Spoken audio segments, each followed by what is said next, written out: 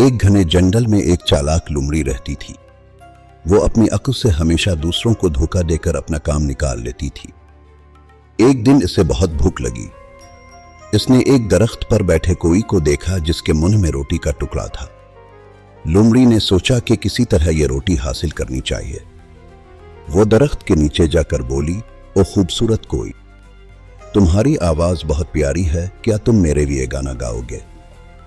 कौआ लोमड़ी की बातों में आ गया।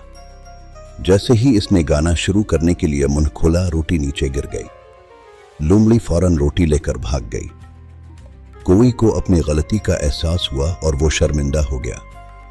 चालाकी हमेशा कामयाबी नहीं देती, अक्ल का सही इस्तेमाल जरूरी है।